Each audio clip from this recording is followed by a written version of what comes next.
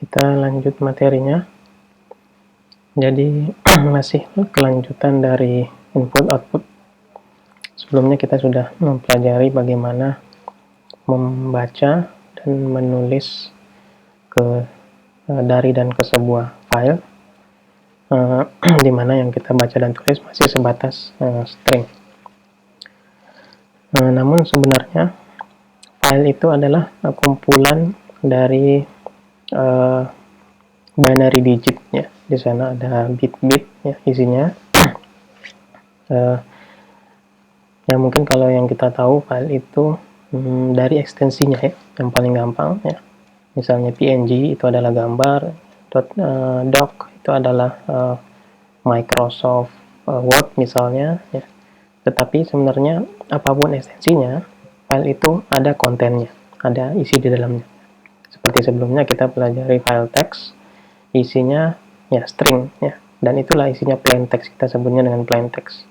Ketika kita buka misalnya file PNG dengan Notepad, maka kita akan melihat isi yang tidak beraturan karena memang dia didesain untuk dibaca oleh file image viewer ya, bukan untuk text viewer ya. Nah, begitupun dengan file video ya, kita buka dengan misalnya text viewer ya, maka kita akan melihat sekumpulan huruf-huruf yang mungkin tidak beraturan, karena memang dia ditujukan bukan untuk dibaca oleh text viewer, tapi ditujukan untuk video player ya. Jadi di sana ada binary yang tidak mungkin representasi teksnya aneh ataupun tidak ada representasi teksnya, bisa saja ya. Nah, jadi ada byte-byte ya, tidak semuanya memiliki representasi teks. Yang memiliki representasi teks adalah yang ada pada tabel ASCII ya. Nah, sekarang kita akan mencoba bekerja dengan file ya, selain file teks, dan supaya nyambung ya dengan project kita sebelumnya, di mana kita sudah membuat aplikasi data entry, kemudian bisa menyimpan datanya ke dalam sebuah array ya. Arraynya tentunya masih in memory ya. Ketika kita close aplikasinya, datanya hilang ya, karena dia in memory. Ketika kita run, kita harus mengentry ulang lagi ya.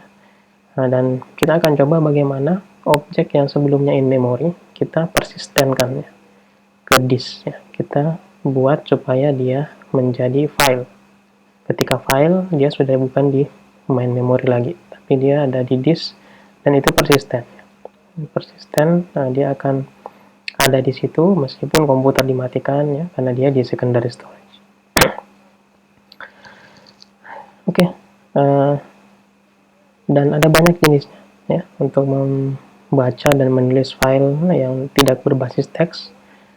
Supaya tadi spesifik, kita akan mencoba bagaimana menulis objek ya. Objek yang awalnya kita run berada di in memory ya, dalam bentuk variabel ya, atau reference object, itu coba kita buat menjadi supaya bisa persisten tadi. Yang kita tentunya butuh objek. Di sini saya ambil dari latihan kita sebelumnya, kita sudah membuat kelas mahasiswa. Kita copy aja ke project ini, project latihan file. Kita paste dan refactor copy. Nah, kita sudah punya kelas mahasiswa. Oke. Ya, kita kembali ke main metodenya. Nah, di sini, ini kebalikan kalau sebelumnya kita belajar membaca dulu ya. Kita membuat file teks, kemudian kita baca dengan program. Tapi kalau ini, kita belajar menulis dulu. Kenapa? Karena kita tidak mudah menciptakan file yang isinya representasi objek, bukan teks ya, tapi representasi objek. Jadi kita membuat dulu filenya, baru kemudian kita buktikan bisa nggak objek itu kita baca kembali. Oke. Sebelumnya kita menulis dengan file output stream. Dan untuk objek sendiri sebenarnya sudah disediakan yang namanya objek output stream ya. Nah, jadi tetap kita define filenya ada di mana. Misalnya di sini saya buat file baru. Ini objek misalnya dot. Nah, kita di ekstensi itu cuman untuk sistem operasi tertentu menggunakannya. Misalnya Windows, dia sangat tergantung dengan ekstensi aplikasi apa yang akan mengeksekusinya. Tetapi di Linux misalnya, dia tidak peduli ekstensinya apa, tapi dia membaca mengenali dari metadata filenya. Ya. Meskipun nggak ada .png-nya, tapi kalau metadatanya adalah image, maka dia akan otomatis memanggil image viewer. Nah, jadi ekstensinya sini terserah, nggak pakai ekstensi pun nggak apa-apa. Tapi umumnya, nah, kalau file-file untuk latihan seperti ini bisa menggunakan .dat. Ya. Oke, object.dat. Kemudian, nah ini file yang akan berisi representasi objek tadi. Nah, ini perlu kita membuat aliran supaya objek yang awalnya berada di runtime bisa di-streamkan menuju ke file output stream dengan objek output stream. Ya. Jadi sudah disediakan juga di Java I/O. Java I/O object output stream, dimana ini berfungsi untuk mengalirkan objek yang ada di runtime ke stream yang lain. Jadi bukan cuma file, tapi bisa ke jaringan dan stream yang lainnya. Ya, semua I/O. Tapi di sini kita contohnya kita alirkan ke file. Objek output stream biasa disingkat OOS.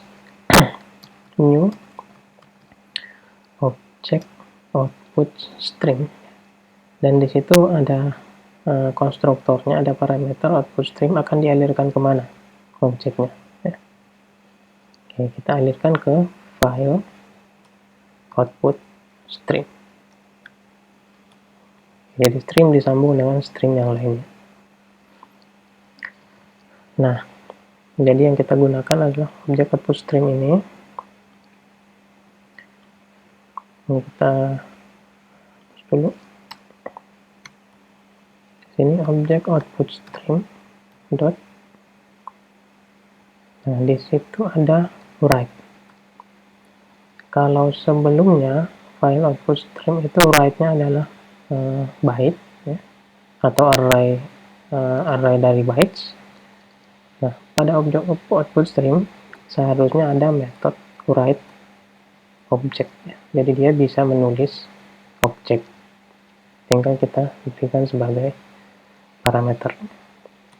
Nah, objeknya apa? Objeknya inilah yang berasal dari yang kita define.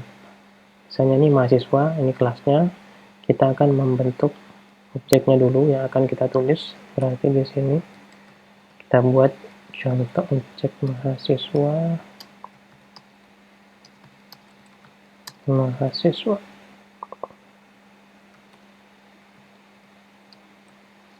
Set ini.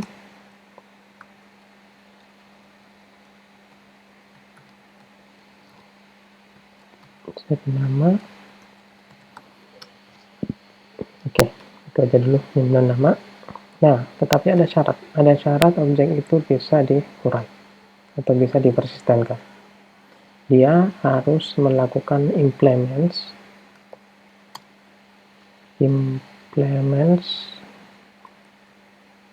terhadap interface serializable. Adanya di java.io. Jadi ketika kita menciptakan kelas dan kita ingin objek dari kelas tersebut bisa dipersistenkan atau bisa dialirkan ke stream lain, ya. Nah, itu istilahnya objek tersebut serializable, bisa diserialisasi, bisa diubah ke dalam bentuk byte-byte, ya, yang bisa dialirkan ke stream lain. Jadi kita harus mengimplement interface serializable, baru dia bisa di-write. Nah, kita mau write objek mahasiswa, selanjutnya string ini akan bersambung ke file stream dan membentuk sebuah file objek.dat. Setelah selesai, kita tutup stringnya. Seperti ini kira-kira. Ketika kita run akan tercipta sebuah file object.dat. Coba.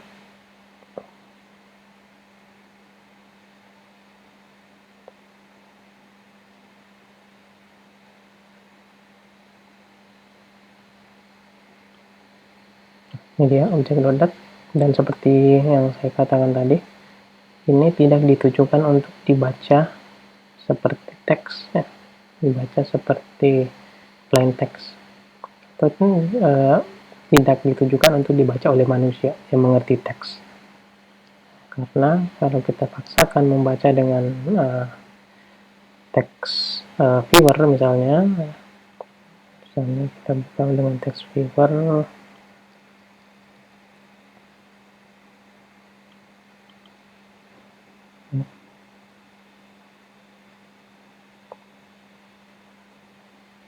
Nah, maka isinya akan tidak beraturan. Ya, mungkin beberapa kata kita tahu, tapi ya memang tidak beraturan seperti itu, bukan diciptakan untuk dibaca seperti ini, tapi dibaca oleh program. Ya. Program. Nah, ini kita namanya melakukan serialisasi. Kebalikannya adalah deserialisasi. Kita ingin mengubah file ini menjadi objek yang live di runtime. Oke. Kita sudah belajar menulis, sekarang belajar membaca. Ini di komen. Kemarin kita sudah belajar membaca di atas. Ini file input string. Nah, jadi mirip-mirip. Sebenarnya kita membaca dari file mana? Berarti di sini adalah object.dat. Kemudian file input stream. Oke, di sini kita tidak membaca per karakter, tetapi kita membaca object input string, ya, kebalikan dari output string. Object input string is object input string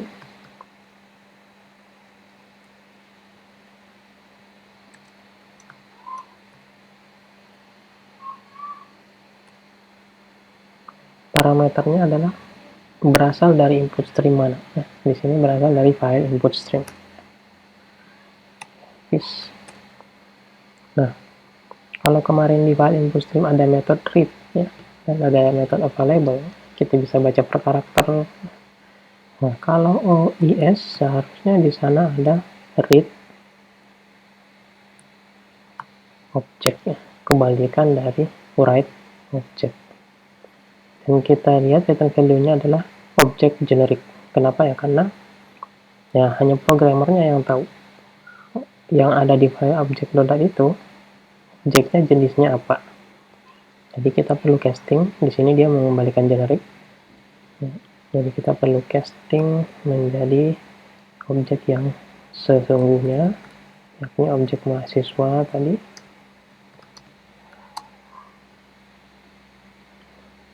Di sini kita casting, dan ingat casting ini bisa berhasil bisa gagal, hanya programmernya yang tahu.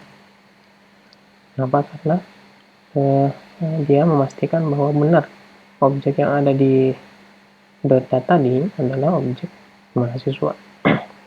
Kalau bukan, maka di sini akan melemparkan exception.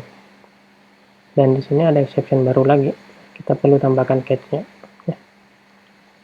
Exception-nya adalah class not found, ya, apabila salah catch tadi. Berarti bahasa awamnya di sini berarti file format file salah, kira-kira seperti itu bahasa awamnya. Jadi kita sebagai developer tentu pengen pesan detail dari exception-nya, error code, tapi untuk user tampilkanlah yang mudah dimengerti oleh mereka. Oke, mahasiswa, kita pastikan betulkah mahasiswa ini adalah NIM-nya 1234 dan namanya adalah Andi.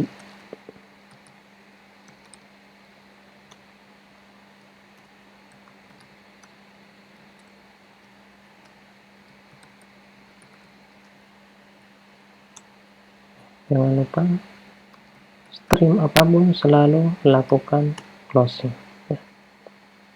Cara meng-close M6 sebenarnya seperti ini. File input stream ya, didefinisikan dengan null, masuk ke try, kemudian keluar dari catch, ada finally. Finally ini pasti dieksekusi baik berhasil maupun gagal. Kemudian close-nya di sini. Nah, ini cara yang baik, ya. Kalian bisa ikuti. Ya. Tapi di sini objek input streamnya saya buat di sini untuk kemudahan dan supaya cepat saja. Ada lagi cara baru dengan di blok try-nya. Try dalam kurung, inisiasinya di situ. Oke, let's see. Di sini programnya sudah berhenti. Dan ketika kita jalankan, output dari ini nama tergantung dari file ini, objek.dat. Dan di sini kita rujuk putaran. Jadi betul 1, 2, 3, 4 itu adalah Andi, sudah persisten dalam bentuk file. Nah, itu kira-kira basic membaca dan menulis objek yang custom. Nah, ini basicnya kita sudah tahu, tentunya pasti bisa kita terapkan terhadap objek project sebelumnya yang database single instance ini. Yang mahasiswa ini, jadi inti datanya sebenarnya ada di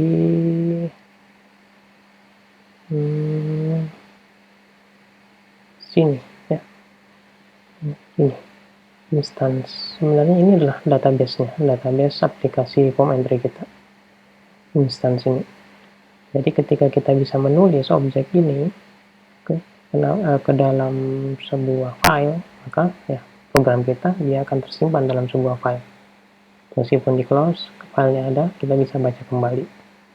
Nah, kita coba simpan instansi ini menjadi sebuah file. Kenapa misalnya ini bukan yang ini? Ya, karena di instansi ini adalah instansi dari kelas database, sudah mencakup semuanya. Sudah mencakup ini ya, kalaupun ada di bawah lagi tambahan ya, array misalnya dosen ya, itu pun akan dicakup. Tapi kalau kita cuma menyimpan ini, ya, tentu saja ketika ada variabel array lain di sini, itu perlu kita buatkan penyimpanan sendiri. Nah, jadi kita langsung menyimpan instansi ini ya. Oke, jadi ya, ingat ketika kita ingin menyimpan instansi ini sebagai file, maka kita harus implement seria disable ya, termasuk kelas-kelas yang berada di dalamnya. Di sini ada ya, database itu sendiri, kemudian dia menggunakan ArrayList. ArrayList bawaannya sudah implement serializable dari induknya ya, dari collection. Jadi kalau induknya sudah implement serializable, yang anak-anaknya nggak usah diimplement lagi secara eksplisit ya. Kemudian mahasiswa, nah ini juga perlu ya. Ini mahasiswa yang di project latihan GUI ya, bukan yang di project sebelumnya. Ini juga perlu implement seria disable ya, java.io. Kita kembali ke database. Nah, berarti kita perlu membuat kode untuk load data dari file ke instance ini, maupun sebaliknya dari instance ke file. Anggaplah metodenya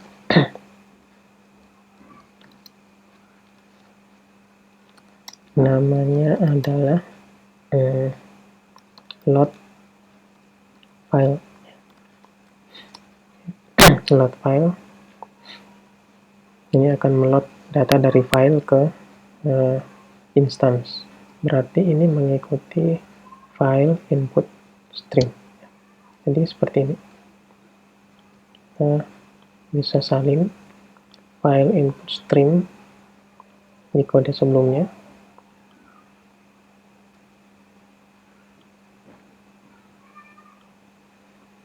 Oke, automatic import. Kemudian format untuk merapikan indennya. Nah, kita lihat filenya, coba kita ganti misalnya database.dat, file input stream. Nah, di sini bukan mahasiswa, tetapi langsung kita tulis instance-nya. Ya. Objek database-nya di sini instance. Dan castingnya adalah kelas data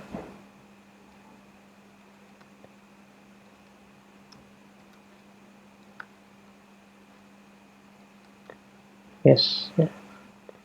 Database ini tidak perlu.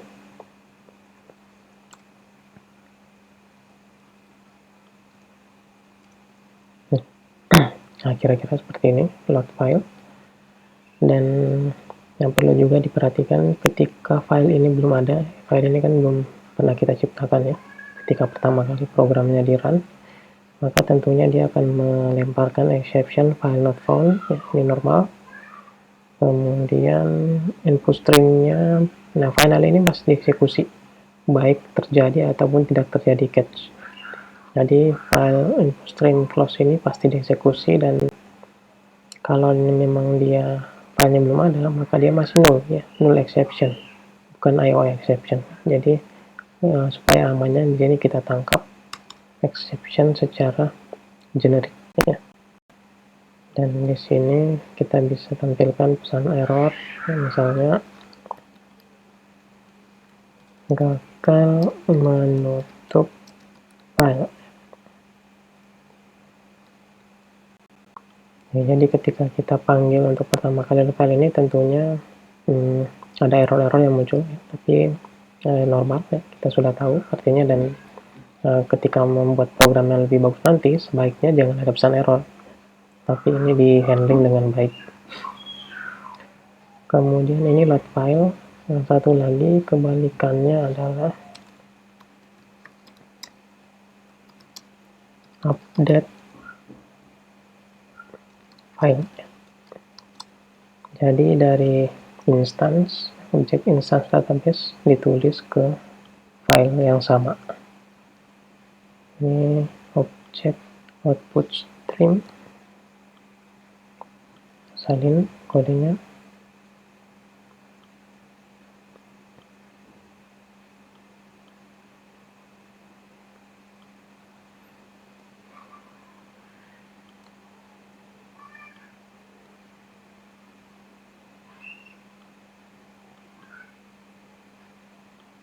Format import.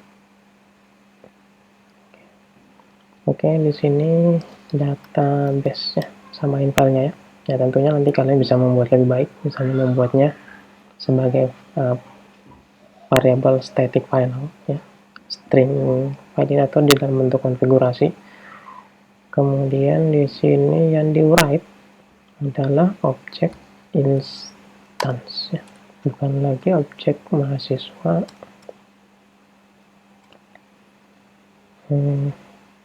Pesan errornya ya, ini wajib ya, wajib disertakan apabila kita melakukan operasi output string file ya. Misalnya file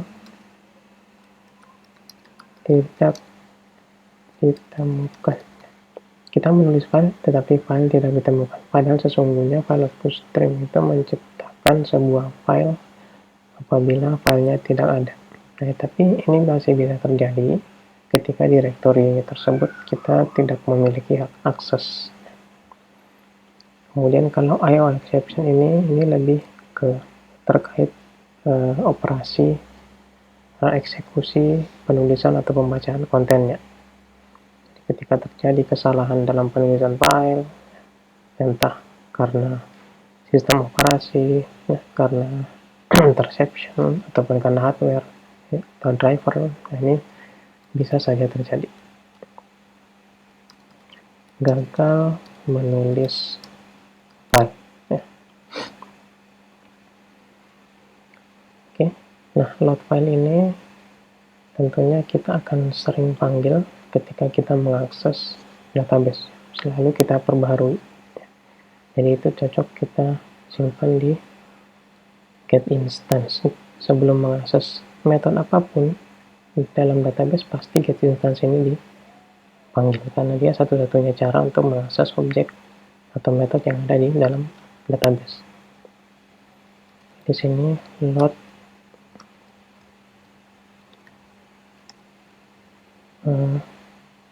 file.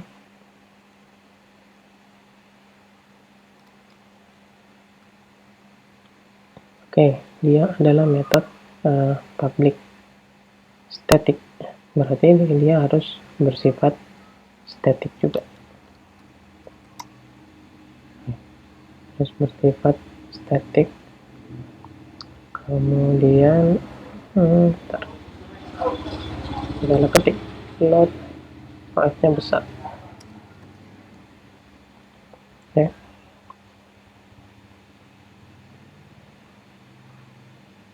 Kemudian update file. Nah, update file ini akan selalu dipanggil ketika terjadi perubahan data. Kebetulan di sini masih satu metode insert database, tapi ya kedepannya mungkin kalian akan membuat delete mahasiswa di sini. Kemudian kalian membuat insert atau delete mahasiswa, update mahasiswa, itu kan terjadi perubahan terhadap datanya.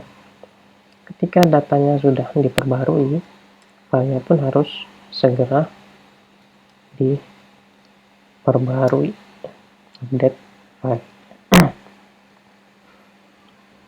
Nah, kira-kira seperti ini ya. Mungkin biar lebih mulus di entry panel ya, yang kita buat kemarin. Ketika pertama kali dijalankan, kita load datanya. Kemarin itu load datanya ketika di tombol simpan saja, load tabelnya. Kita load juga ketika panelnya pertama kali dipanggil, sehingga dia menampilkan data apabila filenya sudah ada, data yang ada di dalam file tersebut untuk pertama kalinya. Ya, coba kita uji. Mudah-mudahan sih semuanya sudah oke.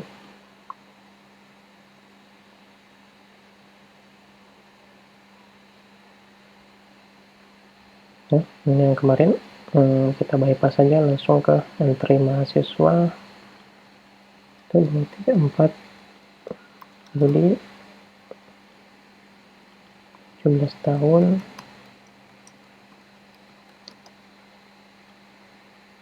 Ini berenang ya, sudah dihafalkan ya.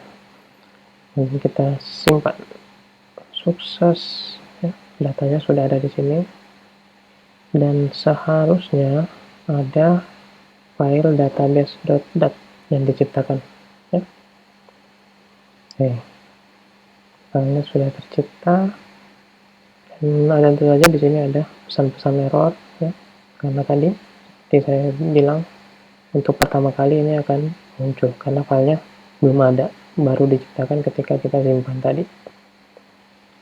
Oke, next. Nah, kita close aplikasinya. Kalau biasanya filenya hilang, datanya hilang ya, kali ini datanya akan ada. Apa? Karena di sini kita membaca, di sini di database kita membaca dari file yang sama yang sebelumnya kita tulis. Oke, kita buktikan benar nggak datanya masih ada di situ sesuai dengan keberadaan file.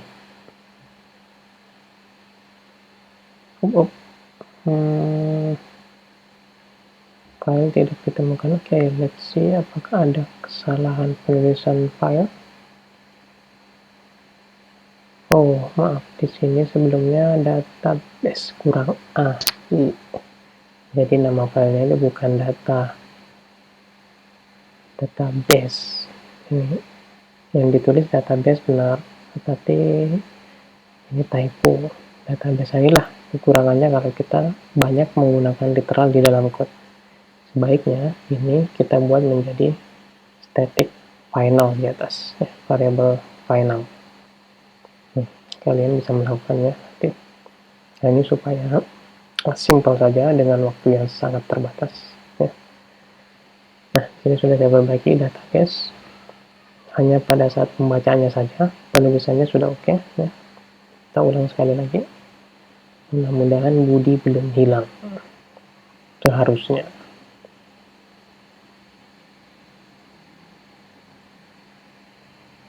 Entry mahasiswa. Nah, Budi kembali lagi di sini dengan data yang sama, ya. Artinya kita sudah berhasil menulis dan membaca file yang berisikan representasi dari objek. Nah, sekian, sampai ketemu di pertemuan selanjutnya. Assalamualaikum warahmatullahi wabarakatuh.